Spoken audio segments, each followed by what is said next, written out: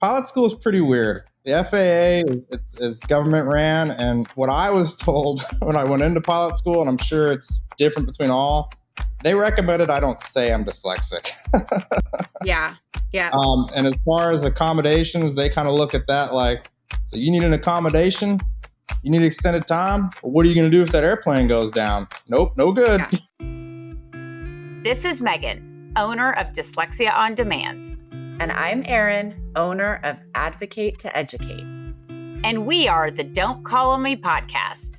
We are here to talk about dyslexia, to remove the stigma, to hear what families really go through, and to share their stories. In both of our businesses and personal experiences on a daily basis, we listen to people telling their stories.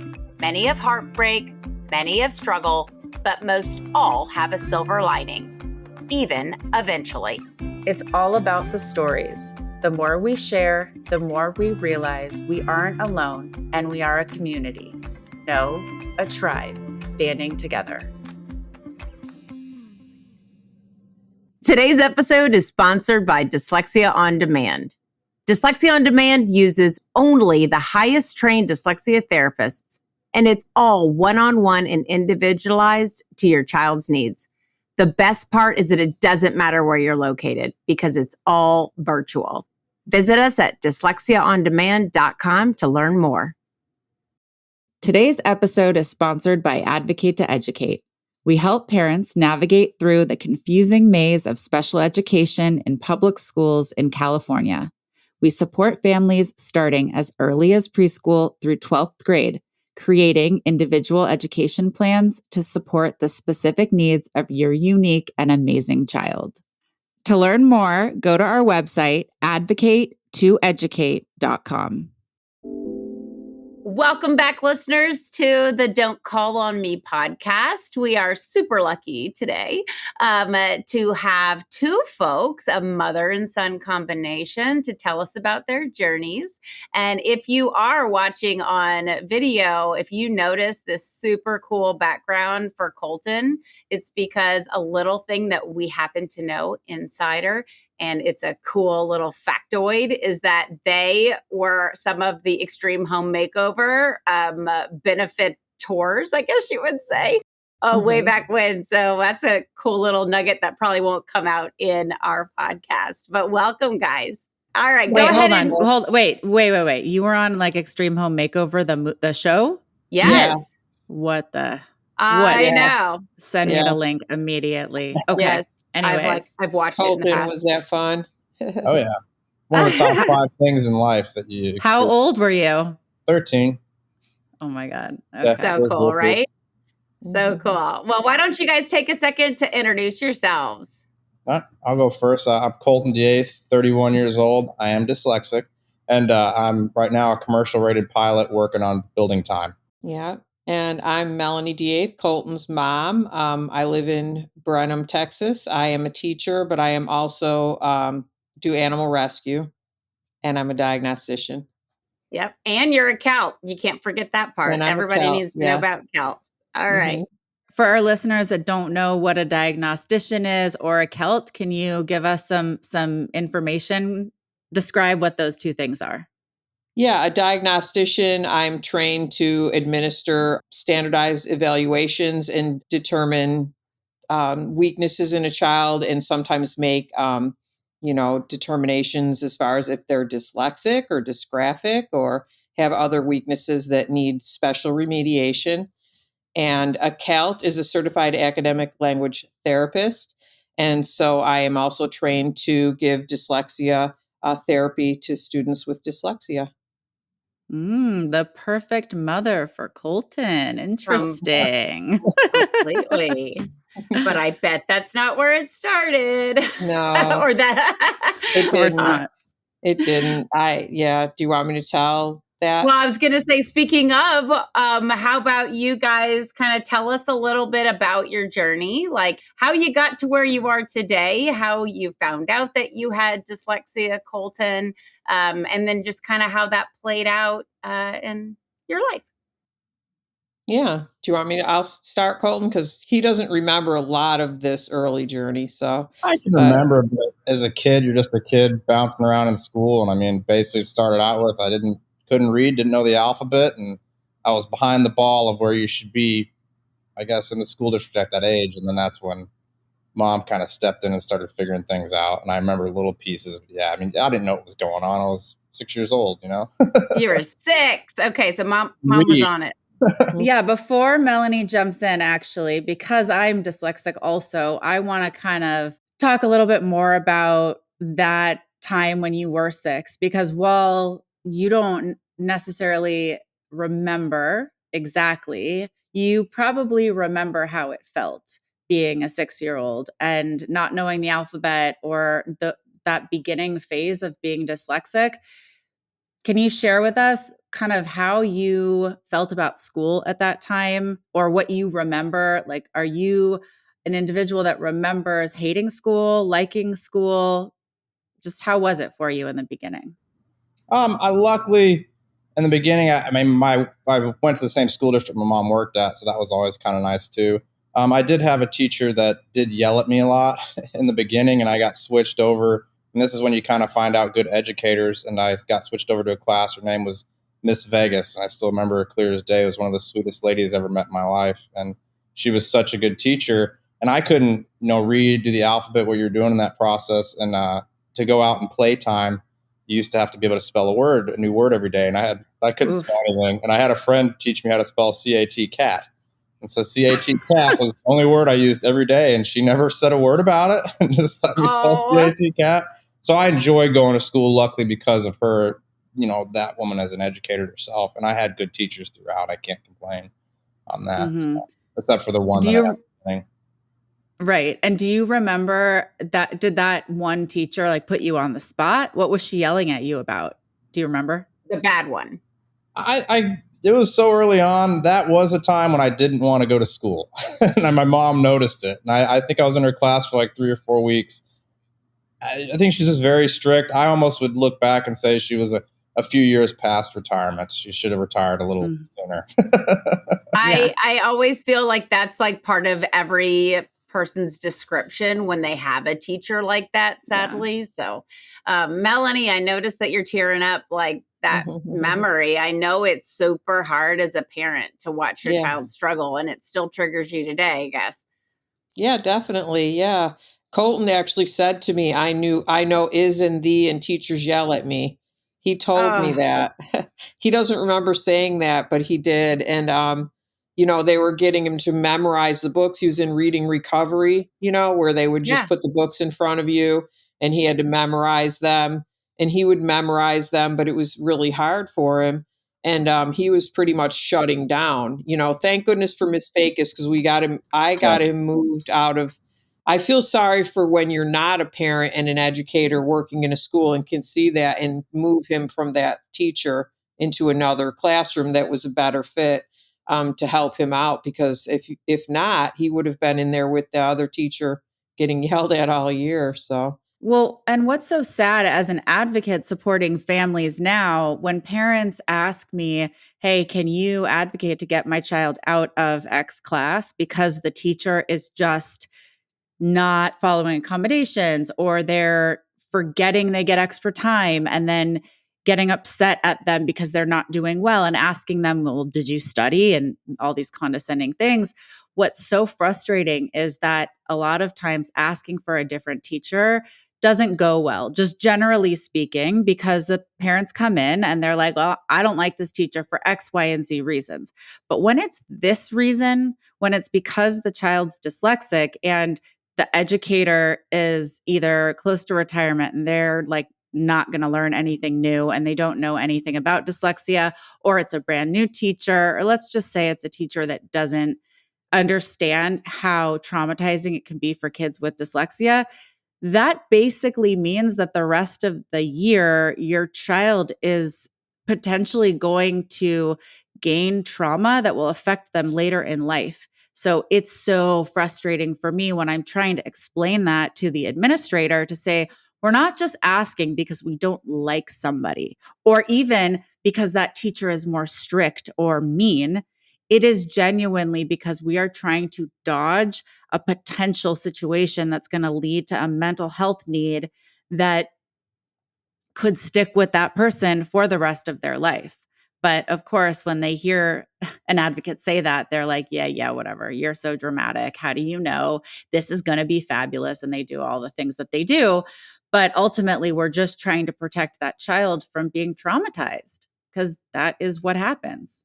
Completely. And so if there's any teachers out there listening to like just how important you are in the big scheme of things, and it, not even necessarily dyslexia. I have a child who is like literally has trauma because he was basically bullied by his teacher. And multiple years later now, he is in therapy as a result, and his self-concept is completely damaged. So it's so important that you recognize just how impactful your behavior is. So anyway, but so Melanie, tell us, I know sounded like you were kind of wanting to lead off the story a little bit because Colton didn't remember as much, but I got, Colton, jump in too, as you do have those memories.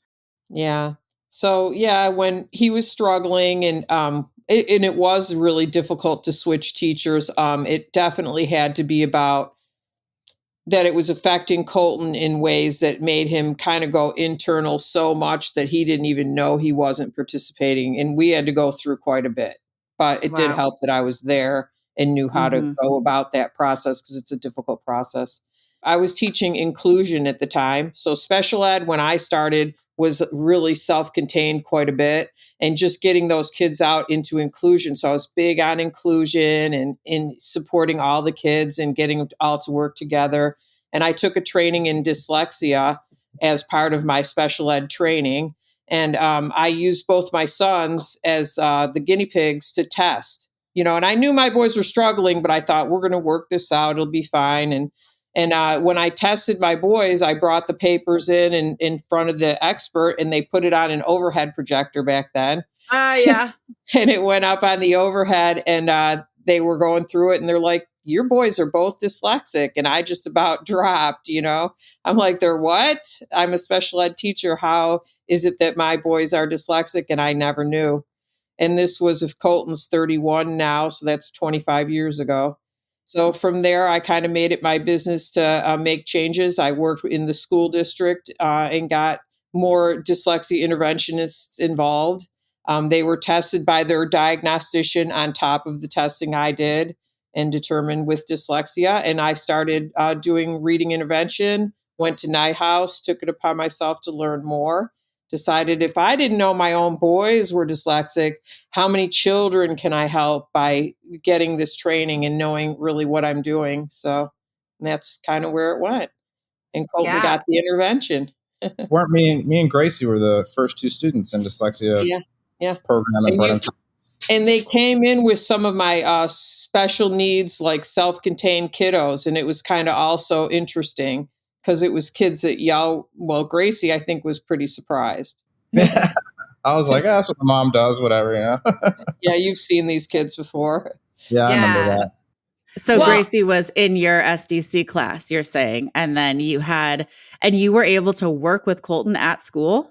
So Gracie, I taught especially, the self-contained, but Gracie wasn't. Her parents, her father was the head coach of the district.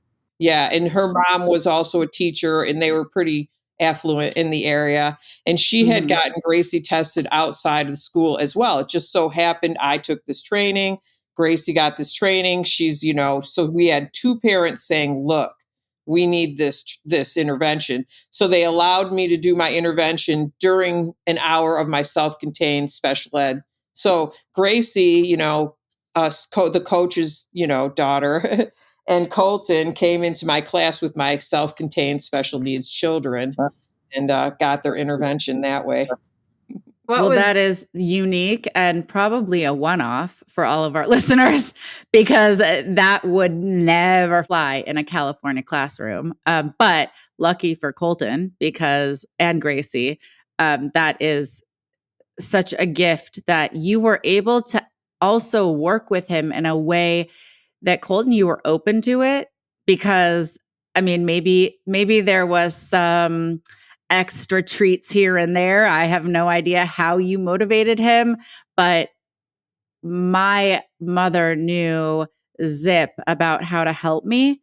And I'm curious how your relationship has been. And I bring that up because when I reflect on my relationship with my parents, my dad's also dyslexic, and him and I were two peas in a pod and still are. And my mom and I now that I have my own kids and I'm in my 40s, we are very, very, very close. But growing up was really difficult because I felt that she didn't understand. So when I would ask her for help with homework and she would try to tell me, oh, well, let's sound out the word or let's try to spell it. Oh God, the anger within me. I just wanted to stab her with my pencil. Honestly, I know that sounds harsh, but as a kid, that is what I felt because I wanted to just scream at her, like, you don't understand how hard this is for me. Please just tell me how to spell the dang word.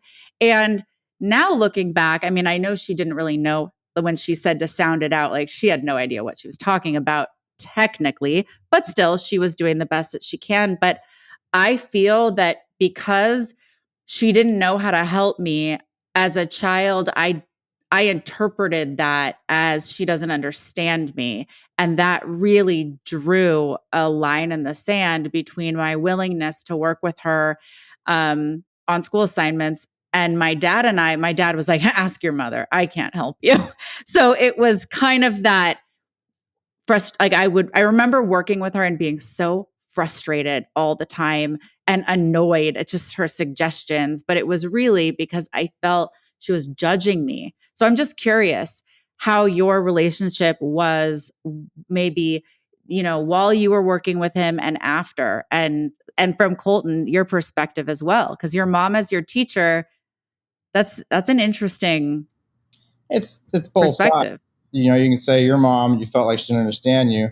My mom understood me too well. So it was like, she'd be like, do it this way. And you're like, I don't want to do it that way. And she's like, this is what I do. I know. And you're like, yeah. Okay. Oops. Yeah. It was, Can I ask, Eryn, how old were you when you were identified? I was in second grade, but I wasn't formally identified because my dad's dyslexic and a clinical psych and was a school psych in the same district I was in. So it was more like once I started taking spelling tests, and I too remember my second grade teacher, Miss Biggins, she is still teaching. And I recently saw her, and I remember her being so sweet and so understanding and the impact that she made. I remember significantly my third grade teacher not being that way, and that's how I see the difference. But anyways, my dad basically was like, yeah, the apple doesn't fall far from the tree. Like, I'm 100% dyslexic. So are you. Join the club. All right, now we're going to go and you're going to see a tutor. And that's kind of how it was. I've never been formally diagnosed. But I mean, it's very, very obvious. There's not, I mean, there's no question. And now my 7-year-old is also dyslexic.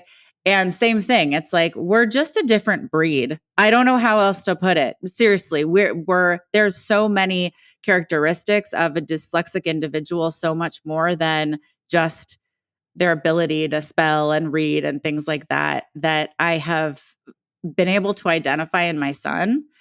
But yeah, so I was around a similar age as well. Well, if you ever want to get diagnosed, Eryn, Melanie is the lady to go to. She does it for Dyslexia on Demand. There you go. Yep. Do I get a discount? You know what? It's on the house. Oh, thank you. Thank you. Yeah. So how was elementary school, the rest of it, and how was middle school, high school? Maybe Colton, why don't you share what you remember? I mean, these can be like just general, but overall, the feelings about school and when, did you continue to struggle? Did you feel like you were able to survive because you had the intervention? Like, how was it? I'd say, I mean, the early part, looking back at like first grade and kindergarten, that gosh, Miss Vegas. But I couldn't read and I was struggling. I started going to the pullouts. And it was just me and Gracie getting pulled out. So you had that, kids are like, what is he getting pulled out for? What is this? Yeah. And you got pulled out for the hour. And that was weird. But I guess kind of the way I was raised just is what it is. You do what you do. And I mean, through, I'd say 4th grade is when stuff started to click. And by the time I got into 5th and 6th grade, I was reading on level for that grade level. Yeah. Spelling was always a little dodgy, but it still is to this day. I'll say with technology, just in general, it seems like that's kind of getting to be something that's really not even needed anymore with having spell check and all that. Through middle school, I was reading on grade level, junior high through grade level. And then high school was on grade level, so it really didn't seem that much of a problem. I would use my accommodations, though, as far as extra time or, stipulations as far as not getting graded so harsh on grammar and spelling like that. Spelling never has really gotten that much better at all. Yeah. Spelling is obviously the last thing to come for kids that are learning to read, write, and spell through remediation. That being said, I feel like for me, I never quite got over that hump. And definitely technology is my saving grace. If I had to send emails without spell check, like, I don't know, I wouldn't get a response. They'd be like, this person needs to go back to kindergarten. This is a really big problem. When I was in college, I'd write a paper and I'd had Microsoft Word. I'm like, no, I got to go back and spell check. My mom's like, oh, what are you? Maybe I'll get like one of those in a paper. And I showed her like a 2-page paper, and it was about 90% red lines through it. Yeah. It takes me a while. And sometimes the computer has no idea what I even tried to spell anyway. So yeah, completely. Yeah. Absolutely. That's one of the things that we always say too, is that like we have to teach them well enough to be able to recognize in spell check which one is the right answer. So, so in a nutshell, it sounds like, Colton, what you're saying is that your mom changed your life, right? Oh, without a doubt. I bet she needs to hear that more often. She kind of knows it. I've told her that from the get-go, always looking back and where I've gone in life. And seeing my dad, who was, is dyslexic, that's where I got it from. And I guess you kind of say shortcomings as far as they kind of put him in a special ed class in school. And his dad was a chemist. And from what I understand, his dad just said he was dumb. And my dad did nothing more than just blue collar work. And it was nothing to do with, he wasn't intelligent enough. It wasn't recognized. And seeing my path of going through intervention and coming out with a bachelor's degree in education. I mean, I'm a certified teacher and have taught, and now I'm in pilot school and I'm a commercial pilot. Seeing just from that intervention and what I've been able to accomplish compared to my dad, who just kind of got shoved off as he's dumb and lazy, is what it is. It's sad is that's still happening today in 2024. A little bit less so, but it's still going down on the record. Yeah, and that's so important for the teachers to understand that. And even Colton, who might not want me to say this, but there's times when he's like, oh, I didn't do well on this. Pilot school's hard. College was hard, throughout all of this process where he's just like, it's just me. I just can't do these. I can't do it. And I know that's his dyslexia brain from hearing you can't do it or feeling like you can't do it or looking and being different than the other kids. And that'll still come into his head, and we have to talk through it. So if the teachers could understand, even with the intervention and Colton's success, how detrimental those words are and the way you make those kids feel, it affects them for the rest of their life. Yeah. I'm so glad you brought that up, because I have the same voice. It's like, you're dumb. And then I somehow added in ugly too. So dumb and ugly became like that record that would play and play and play. Yeah. And as a 42-year-old, it still comes into play. And having enough therapy to recognize that that's an old voice. And look, this isn't unique to being dyslexic, obviously. There's all sorts of kids that have ADHD and then think they're dumb because why can they do chemistry and they can't remember to turn in their paper? Like things like that occur, and they're going to make that same assumption about themselves. But if schools did a better job of emotionally supporting us through the process, and also having more opportunities for kids with dyslexia to show their strengths. Like, for instance, I happen to not be an artist, But if art class was just as important as a math class, for instance, then the dyslexic who are great at math, it's their time to shine. And I always tell my clients, find whatever your child is good at, those with dyslexia, and get them involved. And that's where you push them. That's where if they're great at sports, guess what? You're going to be the soccer mom because they need you to focus on their strengths so that that voice can be louder, so that at least when we are down in the dumps on ourselves, we can think, okay, yeah, I'm dumb, but I'm a really good soccer player or volleyball player or whatever. And that's another way for me to get to that next level, especially in communities where college is, in my opinion, completely overrated.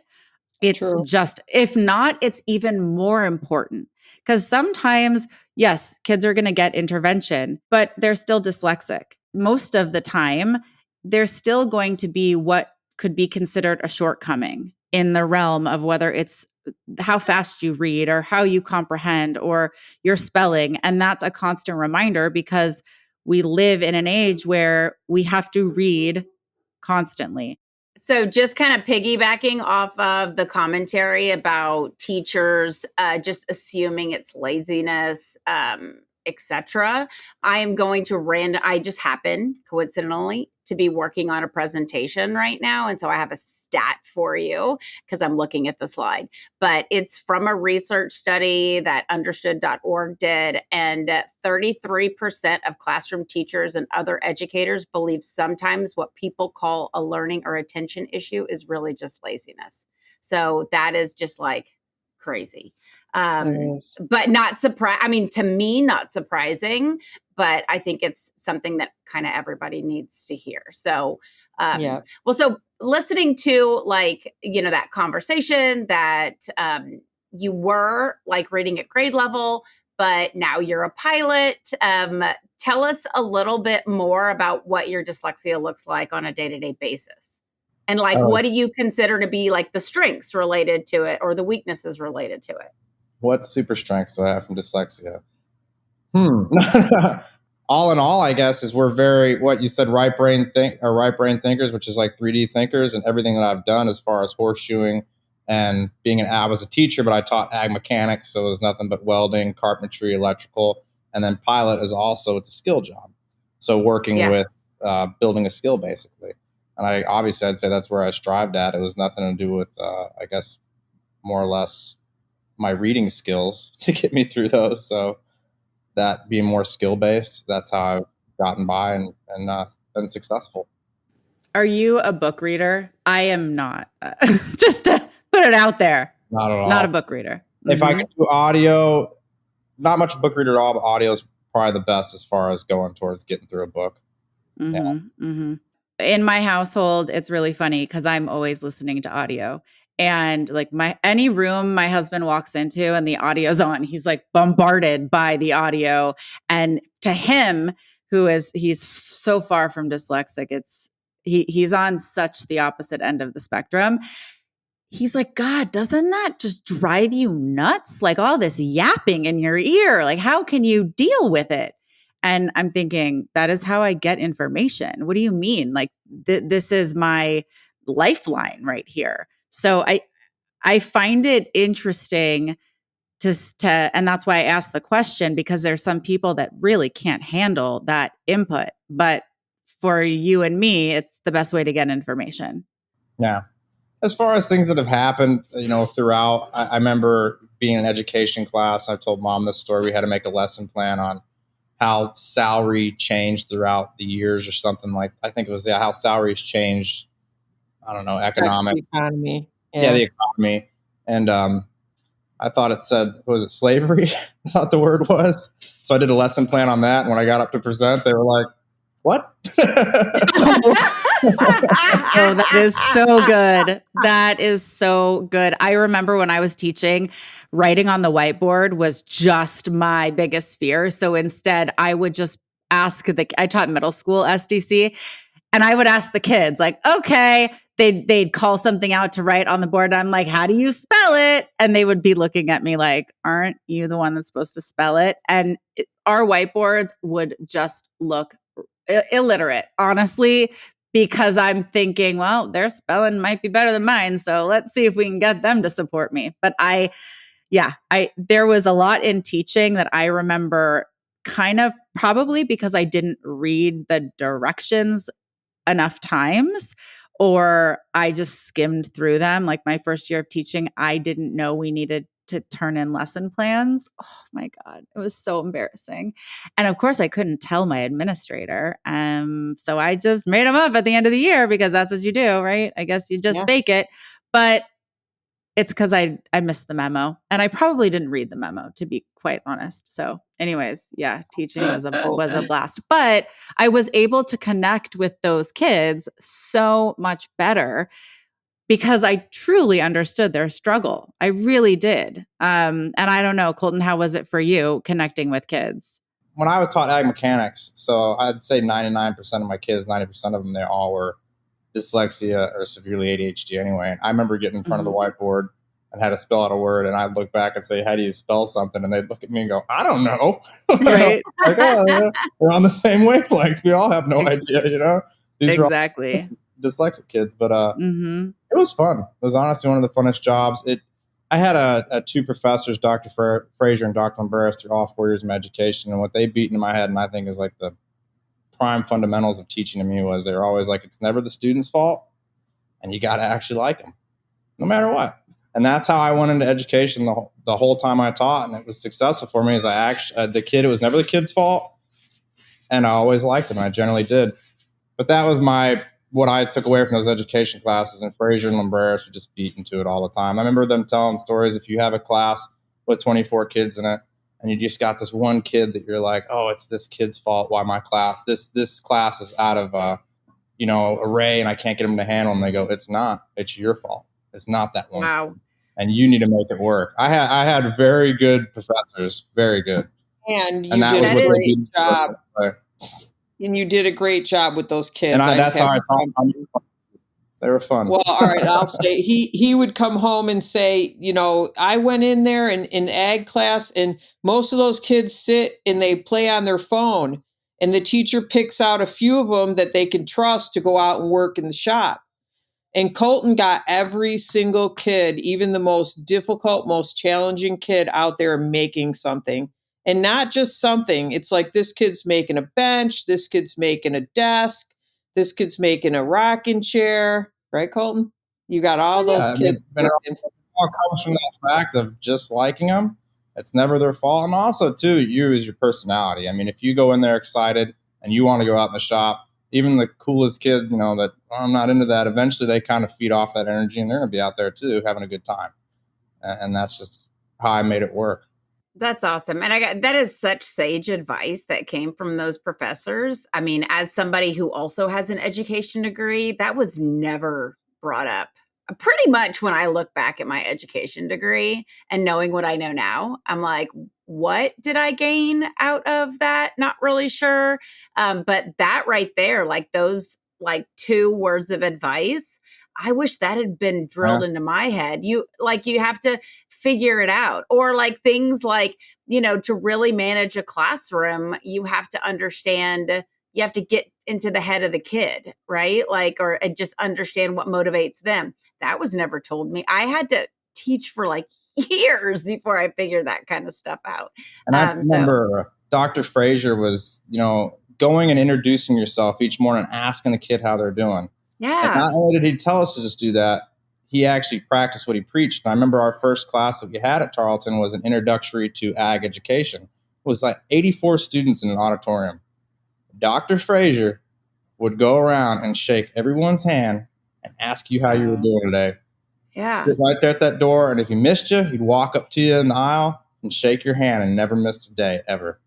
It just makes you feel valued and important, and he gives a you know what. So and every kid deserves that, because a lot of those kids didn't hear it when they went out the door. That's a big one. Yeah, I know. It's so true. Colton, I was going to ask you, what accommodations in college were critical for you? The biggest two, honestly, was extended time on tests. And I don't even, how was that one worded, Mom, in my accommodations for grammar and spelling? for like my English classes or any class I had to write papers for. Grade content, not mechanics. Those are the two I just primarily remember. Extended time. And I'd be able to go, sometimes I'd go to a testing center at the college, and I think it was double time. So if we got an hour in that class to take it, I get 2 hours. And a couple times I'd go to a testing facility and do it, but not much. Just getting that extended time period always helped. The extended time was big. Did you need those accommodations in pilot school, or did you get them? Pilot school is pretty weird. The FAA is government ran, and what I was told when I went into pilot school, and I'm sure it's different between all, they recommended I don't say I'm dyslexic. Yeah. And as far as accommodations, they kind of look at that like, so you need an accommodation? You need extended time? Well, what are you going to do if that airplane goes down? Nope, no good.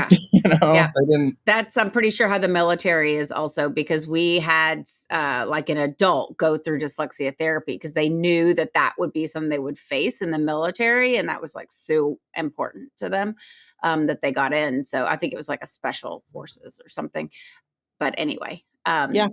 So is that how you approached it? You just went in and kind of did what you had to do on the side? Because essentially, right, like throughout life, writing a grocery list, for instance, you're not like making a federal case about needing an accommodation to write a grocery list, right?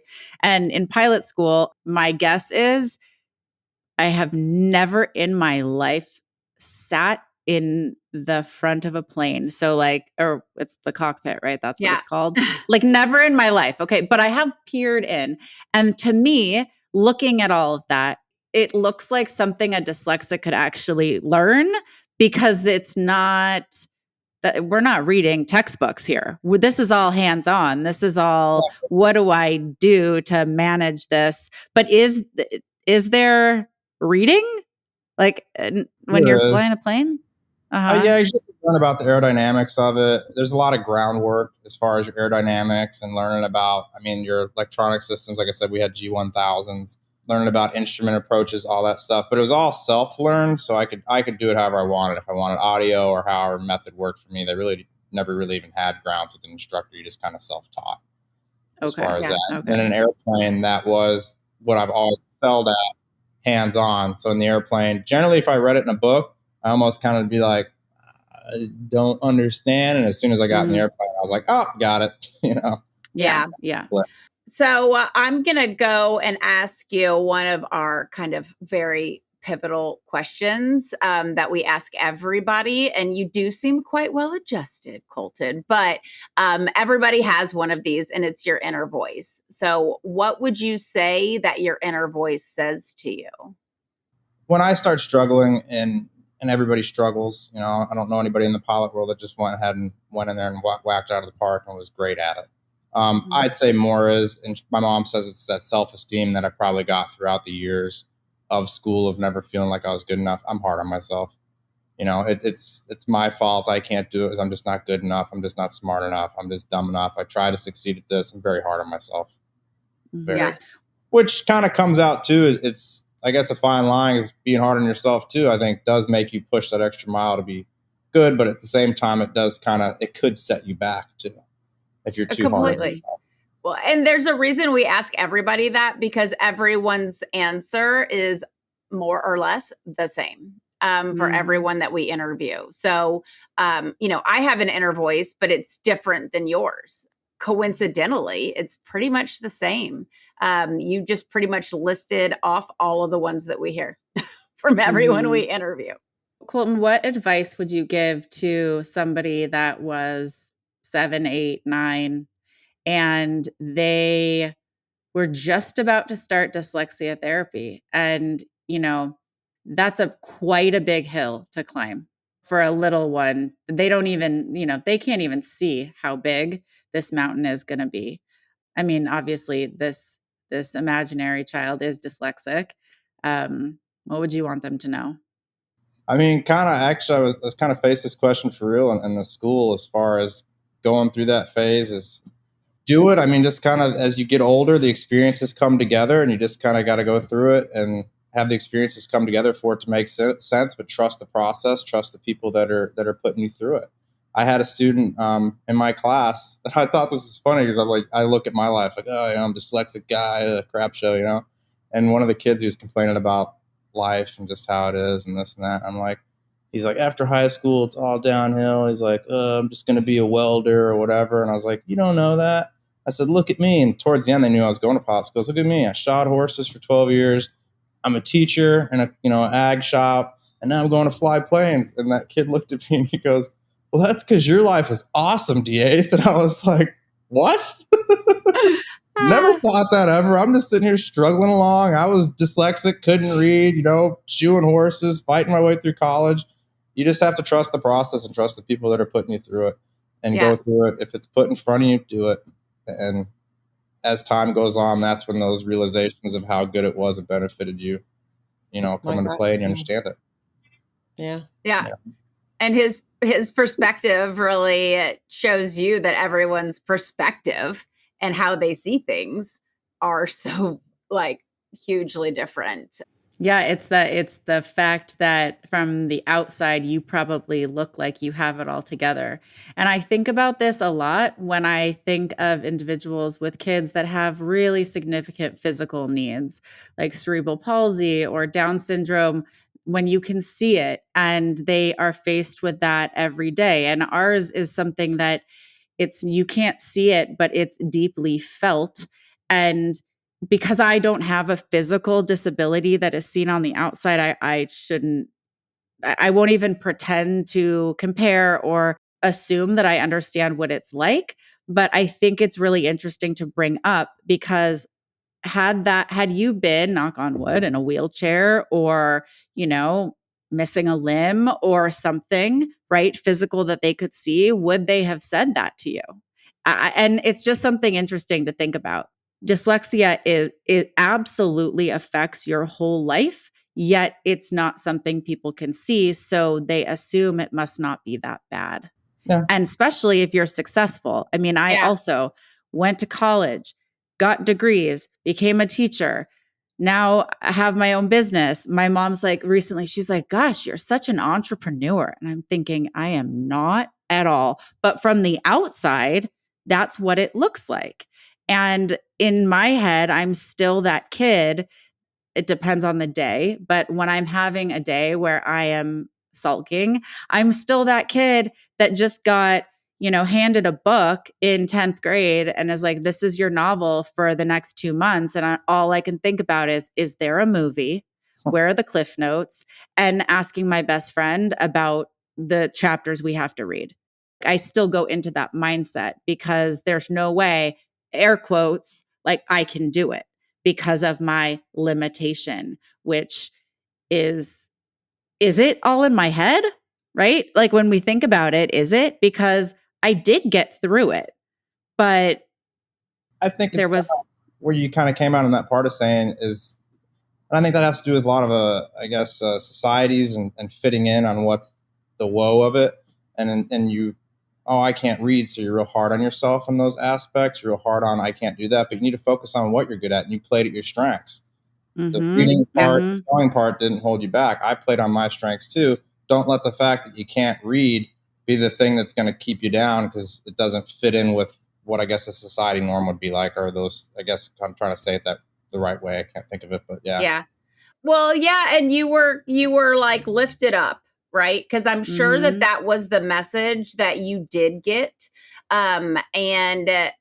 Not everybody gets that message. And so it is so important, kind of fusing like the two things that Eryn and Colton are saying is just the importance of digging in and recognizing that kids with dyslexia, that dyslexia iceberg where they have all this stuff under the surface that people don't recognize, and the huge increase in anxiety and depression that occur with kids with dyslexia. So the check-in is just so important because you carry it into your adulthood, all of it. Yeah. And just to be clear with what I'm saying is that's when I'm down in the dumps. But for the most part, I'm living my life in my strengths. As a mother, I never thought I'd be a mother. Now I'm a mother. Like my dad literally said to me the other day, in a birthday card, because my birthday was this month. And he wrote, "You finally have everything you dreamed of." Oh. And it's true. Like, I have the most amazing husband and 2 kids and 2 dogs and 2 chickens. And we live close to my parents. And I'm doing work on a daily basis that I love to do. I will work on Saturday and Sunday because I just love it. Don't call me on Saturday and Sunday, clients. That is not a free for all to call me, but I will do it because I know I'm making a difference for these kids in real time in life. That being said, it's why the dyslexia books on being strength-based is so important, all stemming back to the fact that if we only focus when kids are in remediation in elementary school and middle school and high school, or even after, if you're only focused on that and they are not having fun somewhere else in their life, that's very depressing. They have to find something else. It's like that saying, when you, and this is something I learned in credentialing school for teaching. What is it? The 3-to-1 ratio. Is it 3-to-1? I don't remember. 5-to-1, where it's 5 positives to 1 negative when you're interacting with students, because you want to overshadow the constructive criticism that they're going to see as negative with 5 positives, so that when they leave the environment and they look back on you as their teacher, they're going to remember the positive parts and not the negative parts. And that is why we encourage parents who are supporting these kids with dyslexia to get them involved in activities that they love. And whether or not they're good at it, that's all about the child's personality, because some kids don't mind doing things that they're not good at. They just love it so much that they're happy. And that is the importance of being strength-based and why we need to continue to advocate for that for our kids. See, that's another good one, teachers who are listening. I didn't learn that either. Like, clearly my teacher prep college coursework was just mild trash. So nobody look up where I went to. No one look up where I went to school. All right. So last question, and a really important one. But if you could craft your life again, Colton, would you choose for dyslexia still to be part of your experience? 100%. Okay. Your experiences in life and what you do is what brings you to where you are, and I wouldn't do it any different. Yep. I think that probably everybody can agree with that. Melanie, what about you? I mean, I'm just thinking about this because I know as a mom now, when my child's going through pain, it's so painful to watch. I mean, emotional pain, it's the worst. Yeah. So how do you feel about crafting his life again? I wouldn't change anything about him, but I think we need to keep changing the educators in the way that we handle it and the way that we, because thank goodness for Colton who can make things and fix things. Thank goodness for Colton who can get in an airplane and do a spin and they turn the engine off and it goes like it's going to crash and Colton just pulls it back up. Lord, I'm not dyslexic and I couldn't do that. We have to keep building our kids from and developing their strengths so that we have pilots and plumbers and mechanics and all those wonderful surgeons and all that. So yeah. When I saw what I was going into in the school district in my 30 years in this life, when I was in school, it was the mid 2000s, I graduated. It was college based. You go to college, go to college, go to college, go to college. That's all there is to it. And the trade jobs kind of got pushed out. And now, as coming into the education world, being an ag educator, they're pushing the trade jobs back in because not every kid is to be in that direction of college. And a lot of those kids that I had in my classes were dyslexic. Right. And they don't feel very good about themselves, do they? They're not on a good track. Those kids in high school that hate school, that have been shoved in a corner are sitting in that ag class feeling like bad about themselves.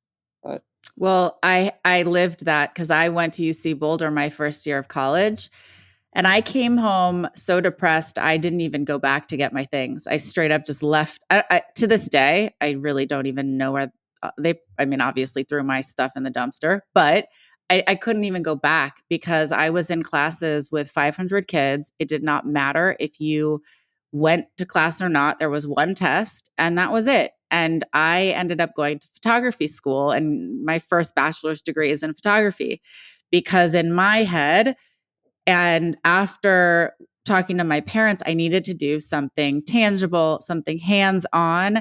And I loved photography, but I had no professional experience or even had taken a class. And my parents said, you know what, let's try it. If you don't like it, we'll shift gears. And I absolutely loved it. Again, you're bringing up trade schools. That avenue needs to be just as important and just as competitive. That's another thing. It should be hard to get into those schools. So those of us that shine in that arena can also feel good about it and not say, oh, well, I'm just going to a trade school. Because I feel like that is still coming out of our high school kids' mouths. Like, oh, yeah, it's like less important. And that is ridiculous. Absolutely ridiculous. We'll talk about being a farrier and why you were a farrier, Colton. Yeah, actually, I forgot about that. I went and got accepted to Morrisville. College was what to do, and I went and got accepted to Morrisville in New York, and I was going to get an ag. What the heck was it? Equine science degree. Yeah, in equine science, and I went to a place about looking for, what was it, financing, I guess, for being dyslexic. I made MR to get tested for dyslexia, so he'd have accommodations. Yeah. And the lady, basically, they did the test and came back in, and I still remember sitting in that room with my dad. Basically told me, college is not a good fit for you. You shouldn't go. You can go to this horseshoeing school. And that's how I ended up in horseshoeing school. Oh, what is horseshoeing? Sorry, what does that mean? Putting shoes on, like the horseshoes on horses? Exactly. Yeah. Okay, just wondering. Did that for 12 years. It's also a really hard job, but we made Colton, whenever he starts something, we make him finish it. So he's a horseshoer. And good on you, because again, like, for whatever reason, it brought you to where you are today. And you will never find this dyslexic flying a plane. I hate flying. I might call you every time I get on a plane now to be like, okay, am I safe? Is it going to be okay? Because I'm the crier under the blankets in the corner, or pretending my kid's holding my hand, like smiling, like, let's open the window and look out. And I'm like trembling in my boots, being like, yeah, let's open the window. So no, maybe lots of pilots love it. It's not for this dyslexic over here, but I love hearing your story. You've touched on doing a lot of different things after high school, and that's also part of the journey and the process. The making a decision of your first step after high school, that's not where most people land. So that message is important for anyone listening that is in high school thinking, well, I'm so dyslexic, I don't know what I'm going to do. And most likely, your first stop isn't going to be your last stop. And that's just because you need some time to figure it out. And that should be part of our process in America. And it's not, but it should be. Kind of one of those things of just, I think you're better off just picking something and doing it and going in that avenue and see where it brings you along. So you went to photography school and then it brought you to somewhere else. I went to horseshoeing and then it brought me to somewhere else. Mm-hmm. I never knew exactly what I wanted to be. I had friends that were like, this is what I was going to do. And they did it. And that's what they do. Awesome. If you don't know, just pick something that, if it gets put in front of you and all right, let's do it and see it through. Yeah. Like my mom said, see it through. And that is something, as a dyslexic, I feel like there were so many moments that I just wanted to give up. I just was like, I'm done. I don't want to study anymore. I'm done. I can't do this. So the seeing it through part is a big part of what builds our strength and character, because now I know I was able to learn photography is so complicated when you're actually going to school for it. It has nothing to do with just taking a good picture. The technicality of it is absolutely insane and difficult. And I learned that I could push myself all the way through the program until the end, where I never knew that I could do any of that because it was such a different skill. I'm sure with horseshoeing, same thing. There's more to it than what I just described it as, putting horseshoes on horses, because I am a California girl that doesn't live near horses. And well, actually I do live near horses. I'm not a horse girl, put it that way. That being said, you're dealing with animals. Like that's a big deal. And you could also get whacked in the face very easily. So there's a lot to it. The point is to see it through and to get good at it and not give up when it gets hard, because that's what we dealt with all through school. And we wanted to give up the whole time. I know I did. I'd be lying if I said I didn't want to quit horseshoeing at some point during the learning process. Some point during college, I wanted to quit. And there was some points during pilot school I wanted to quit. But you just take one step forward, go to sleep, wake up, and give it a go again. 9 times out of 10, that giving it a go again is better than it was the day before. Yep. Well, this was awesome. Thank you both so much for taking the time out to share your story with all the listeners. It's been like really empowering, I think, as always. So thanks so much, guys. Thank you, guys. And it was great getting to know you more. I know, Melanie, we've passed each other on screens, but great to hear your mommy story. And Colton, let us know when you're flying over California. I'll wave from my house.